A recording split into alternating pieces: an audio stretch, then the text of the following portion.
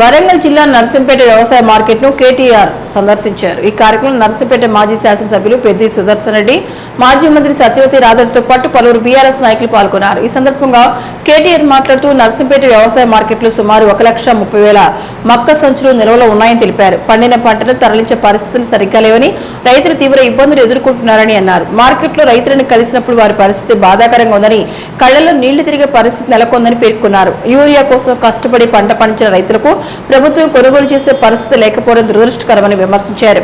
అకాల వర్షాల వల్ల రైతులు పండించిన పంట నష్టపోయే ప్రమాదం ఉందని ఆందోళన వ్యక్తం చేశారు. అలాగే రేవంత్ రెడ్డి ప్రభుత్వం వల్లే సివిల్ సప్లై కార్పొరేషన్ సమస్యలో పడిందని ఆరోపించారు. రైతు సంక్షేమం దెబ్బతింటే రాష్ట్రం అభివృద్ధి చెందదని, వెంటనే మక్కలను కొనుగోలు చేయాలని డిమాండ్ చేశారు. లేదంటే మార్కెట్ యార్డ్ ముందు ఆందోళనలు మరింత తీవ్రతరం చేస్తామని కేటీఆర్ హెచ్చరించారు.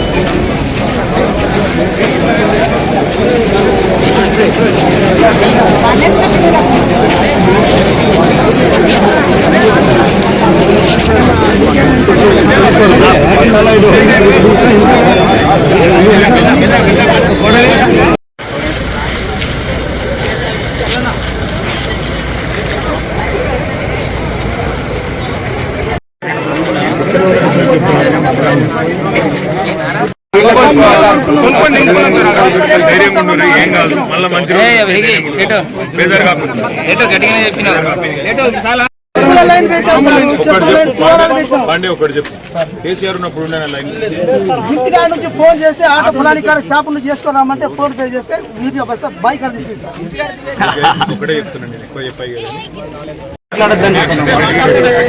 వాళ్ళకి పైసలు పెట్టేటట్టు వీళ్ళకి కమిషన్ ముట్టేటట్టు ఆలోచన చేస్తున్నాం. అందుకే రేపు వరంగల్లో పెద్ద ధర్నా పెట్టి గడబడి చేసి ప్రభుత్వాన్ని ఆగం చేసైనా సరే మొక్కలు కొనిపించడానికి ప్రయత్నం చేస్తున్నాం. ధైర్యం ఉండుండ్రి. బోర్డు పెట్టినట్టు బయట 1,30,000 సంచులు నిండిపోయింది నర్సంపేట మార్కెట్ లో, ఎవరు రావద్దని బోర్డు పెట్టినట్టు కదా సిగ్గులేని ప్రభుత్వం మార్కెట్ బంద్.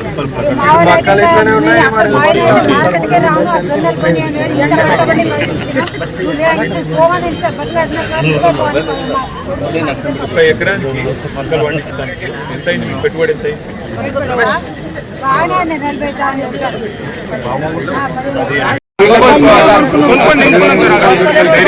ఏం కాదు, మళ్ళీ మంచిగా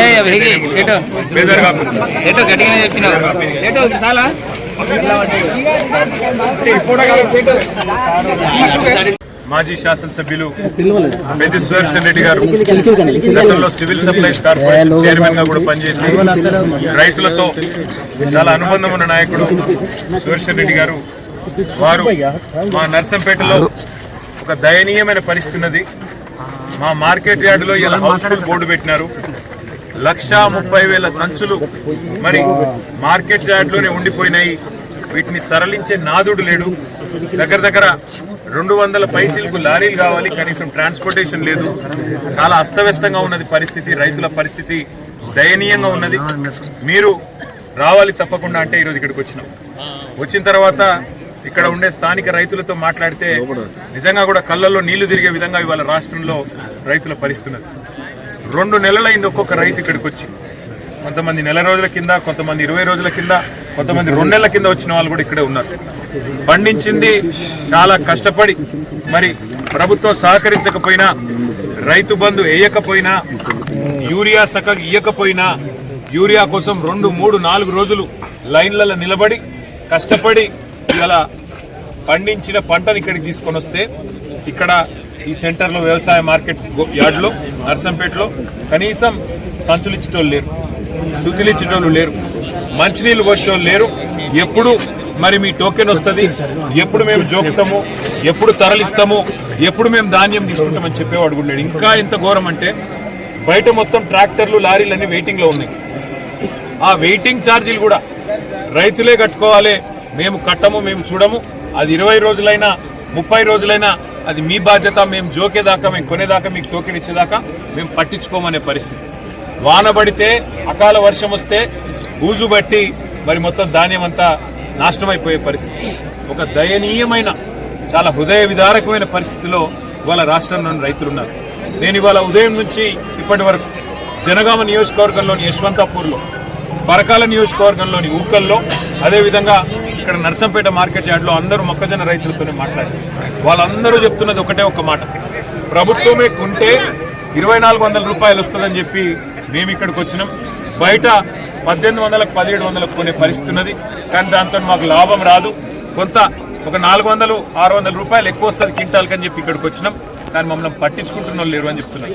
ఇవాళ వాస్తవానికి ఈ పరిస్థితి రావడానికి ఒకటే కారణం, సివిల్ సప్లైస్ కార్పొరేషన్లో రేవంత్ రెడ్డి ప్రభుత్వం చేసిన కుంభకోణం వల్ల, రేవంత్ రెడ్డి ప్రభుత్వం చేసిన అవినీతి వల్ల ఇలా సివిల్ సప్లైస్ కార్పొరేషన్ కు రూపాయి అప్పు పుడతలేదు. మార్కెట్లో 1,06,000 కోట్ల అప్పు సివిల్ సప్లైస్ కార్పొరేషన్ నెత్తి మీద పెట్టింది రేవంత్ రెడ్డి ప్రభుత్వం.